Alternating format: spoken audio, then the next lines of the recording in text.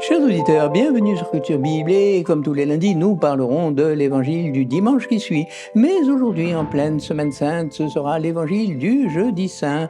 Frédéric et Père Julien, bonjour. Bonjour, merci de m'accueillir sur Culture Bible. Alors, j'ai vu que les années précédentes, nous avons commenté tous les textes du Triduum pascal.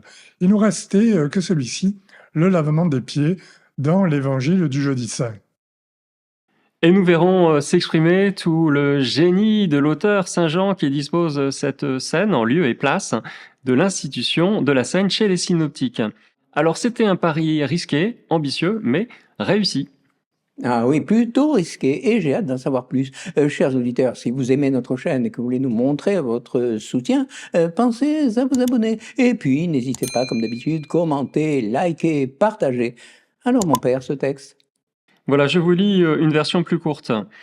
Avant la fête de la Pâque, sachant que l'heure était venue pour lui de passer de ce monde à son Père, Jésus, ayant aimé les siens qui étaient dans le monde, les aima jusqu'au bout. Il se mit à laver les pieds des disciples et à les essuyer avec le linge qu'il avait à la ceinture. Il arrive donc à Simon-Pierre qui lui dit « C'est toi, Seigneur, qui me laves les pieds ?» Jésus lui répondit « Ce que je veux faire, tu ne le sais pas maintenant, plus tard tu comprendras. » Pierre lui dit « Tu ne me laveras pas les pieds, non jamais. » Jésus lui répondit « Si je ne te lave pas, tu n'auras pas de part avec moi. » Simon-Pierre lui dit « Alors, Seigneur, pas seulement les pieds, mais aussi les mains et la tête. » Jésus lui dit « Quand on vient de prendre un bain, on n'a pas besoin de se laver, sinon les pieds, on est pur tout entier. » Quand il leur eut lavé les pieds, il reprit son vêtement, se remit à table et leur dit « C'est un exemple que je vous ai donné, afin que vous fassiez vous aussi comme j'ai fait pour vous. » Oh, quel beau message. Soyez de bons servants les uns pour les autres. Et ça, c'est plutôt pas mal comme leçon, vous ne trouvez pas? Oui, très belle leçon d'humilité. Voilà, Jésus donne des responsabilités. À certains, il confie la mission d'évangéliser, à d'autres, la mission d'administrer les sacrements. Mais quelle que soit la tâche à accomplir, il faudra toujours la concevoir avant tout comme un service. Comme un service. D'ailleurs, c'est le sens du mot ministère en latin. Ministerium, le service. D'accord avec vous, les responsables des communautés doivent se voir eux-mêmes comme des serviteurs, de bons serviteurs. Il ne s'agit pas de le montrer solennellement une fois par an, bien sûr, non, il faut que cette attitude soit vraiment ancrée dans l'Église. L'Église est servante, c'est son identité profonde, et si l'Église l'oublie, eh bien, elle risque d'être gangrénée par le cléricalisme et l'hypocrisie. Ceci étant dit, je crois qu'il ne faudrait pas réduire le texte du lavement des pieds à cette seule dimension sociale et horizontale. Vous voyez ce que je veux dire? Il ne faudrait pas trop séparer ce passage du reste de l'Évangile en disant que le message se réduit à celui-ci, soyez de bons serviteurs les uns pour les autres. Oui, d'ailleurs, Jésus nous met en garde contre cette interprétation simpliste en disant au verset 7, « Ce que je veux faire, tu ne le sais pas maintenant. Plus tard, tu comprendras. » Oui, plus tard, c'est-à-dire après la croix et la glorification de Jésus. Donc, en rester à de bons sentiments, cela serait assez réducteur et en rupture avec le reste de l'Évangile. Mais dites-moi, Frédéric, à partir d'indices textuels, qu'est-ce qui vous ferait penser que l'on ferait fausse route avec une telle approche horizontale? Je vous écoute. Eh bien, vous voyez, Jean, il y a plusieurs choses. Le texte est construit de façon concentrique avec des symétries. Prenez les gestes, par exemple. Jésus se lève de table. À la fin, il se remet à table. Il dépose ses vêtements et il les remet. Il lave les pieds des disciples. À la fin, on retrouve la même expression quand il leur eut lavé les pieds. De même pour les répliques entre Jésus et Pierre. Le texte met ainsi en valeur le verset qui se trouve au centre de la structure, une partie du verset 8.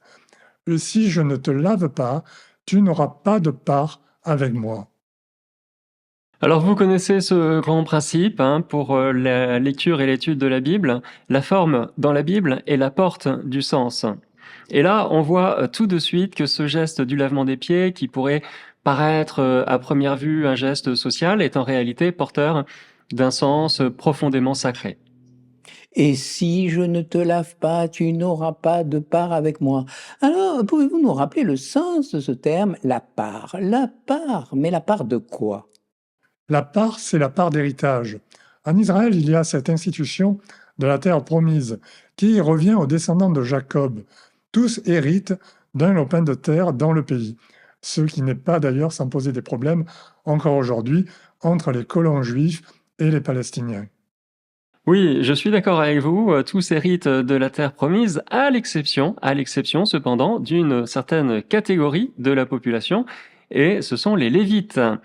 Les descendants de Lévi n'héritent pas d'un territoire mais de Dieu lui-même. De cette façon, ils peuvent être entièrement consacrés au service du temple.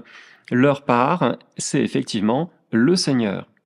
Ah, mais franchement, c'est très beau ce que vous dites. Mais Père Julien, ne pourrait-on pas en dire autant pour chacun d'entre nous? Je m'explique. Ma part d'héritage, oui, ma part d'héritage. La seule chose qui compte pour moi, c'est le Seigneur. Si, d'ailleurs, dans le psaume 15, vous avez déjà un effort de spiritualisation du concept de part d'héritage. Quand le psalmiste chante ce verset, la part qui me revient, c'est le Seigneur, j'ai même le plus bel héritage, eh bien, il invite déjà tous les habitants du pays à considérer qu'au-delà d'un bout de terrain, Dieu peut faire le bonheur de ses fidèles, mais dans un sens vraiment exclusif. Oui, Jésus lui aussi reprend ce concept de part d'héritage et lui donne un sens nouveau. Au premier verset, Saint Jean nous dit que l'heure de Jésus est arrivée.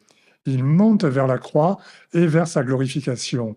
Et Jésus semble dire à ses disciples, si vous voulez être associés à ma Pâque, alors vous devez demeurer en relation avec moi et les uns avec les autres. Vous devez vous laisser laver les pieds. Vous voyez, Jésus spiritualise le concept de part d'héritage. Et dans la Bible, ce lavement des pieds est lié à plusieurs attitudes. C'est un geste d'accueil qui ne peut être demandé qu'aux esclaves et aux esclaves non juifs. Ce geste a aussi une dimension amoureuse, comme dans le Cantique des Cantiques. Et enfin, c'est un rite de purification, n'est-ce pas mon père? Oui, un rite de purification qui concerne une fois encore les Lévites et essentiellement le grand prêtre pour le jour du sacrifice d'expiation. Et c'est un rite qui se déroule la veille de la Pâque juive. Le grand prêtre devait se laver lui-même avant de procéder au sacrifice de la fête de Pâques. Et là, écoutez bien, selon le Lévitique, au chapitre 16, l'ordre était le suivant. Il enlevait d'abord ses habits, procédait au rite du lavement, remettait ses vêtements et offrait le sacrifice d'expiation. C'est exactement l'ordre qui nous est donné ici en Saint Jean chapitre 13.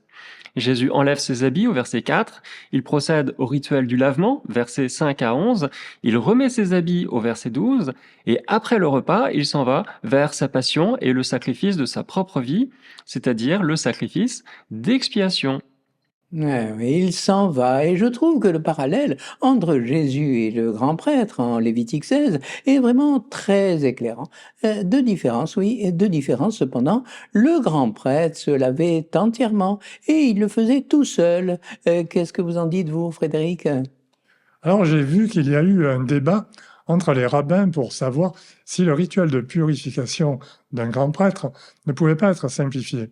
Dans la Torah orale, qu'on appelle aussi le Talmud, écrit au IIe siècle, il y a un traité, le traité Yoma, qui dit ceci. Si le grand prêtre a pris un bain au préalable dans un mikvé, alors pour le rituel de purification, il se contentera de se laver les mains et les pieds. Voilà, alors ça peut vous paraître très terre à terre, mais ça explique la réponse de Jésus suite à la réaction de Pierre au verset 9. Si pour avoir une part avec Jésus, il suffit d'être lavé, alors Pierre, qui est plein d'enthousiasme, comme toujours, il déclare au verset 9, Seigneur, pas seulement les pieds, mais aussi les mains et la tête. Et Jésus répond au verset 10, quand on vient de prendre un bain, on n'a pas besoin de se laver, sinon les pieds, on est pur tout entier. Ouais, donc là encore, Saint Jean fait référence au rituel de l'expiation par le grand prêtre dans le temple de Jérusalem. Donc tous ces liens entre notre texte et le Lévitique constituent un faisceau d'indices permettant de dire que Jésus est grand prêtre. Mais alors, en quoi ça nous avance, dites-nous? Eh bien, Jésus est grand prêtre et il s'associe par ce rituel du lavement des pieds aux prêtres de tous les temps pour l'assister. Et les prêtres auront part à quoi? au sacerdoce de Jésus, bien sûr. Saint Jean, on le voit, revisite entièrement la scène du dernier repas que Jésus a pris avec ses apôtres. Chez les synoptiques Matthieu, Marc et Luc, ce sont les paroles de Jésus qui sont prononcées après la consécration du pain et du vin. Faites cela en mémoire de moi, qui institue les apôtres comme prêtres de la Nouvelle Alliance, tandis que chez Saint Jean, c'est le lavement des pieds avec une formule de consécration qui est équivalente au verset 15. C'est un exemple que je vous ai donné afin que vous fassiez, vous aussi, comme j'ai fait moi-même pour vous. Alors c'est très net dans sa théologie du sacerdoce. Saint Jean met en valeur le lien entre sacerdoce et service des frères, amour fraternel dans la communauté des disciples.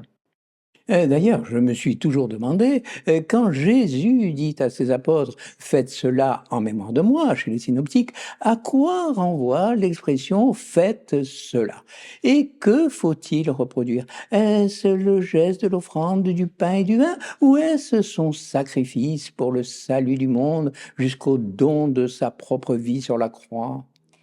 Eh bien, la réponse, vous l'avez sous les yeux en Jean 13. Le sacerdoce ne consiste pas à accomplir des gestes et prononcer des paroles dans un ritualisme mécanique et sans âme.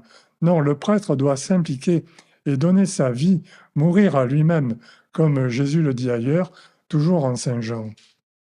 Et vous vous rappelez certainement de cet évangile que nous avons lu la semaine dernière. Si le grain de blé tombé en terre ne meurt pas, il reste seul, mais s'il meurt, il donne beaucoup de fruits qui se détachent de sa vie, comme Jésus se défait, se détache de son vêtement, eh bien, garde sa vie pour la vie éternelle.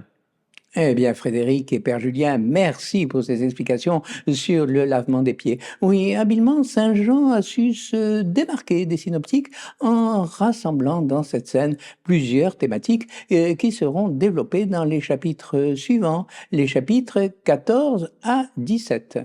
Voilà, on va trouver l'amour fraternel dans la communauté des disciples, la consécration des disciples, la glorification de Jésus sur la croix. Et on voit que pour un prêtre, le sacerdoce, ce n'est pas seulement accomplir des rites, c'est avant tout servir et donner sa vie.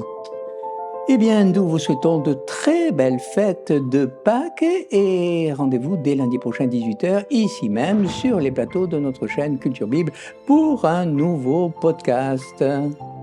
Merci Jean-Paul, Frédéric et Daniel, et à lundi prochain. Bonne fête!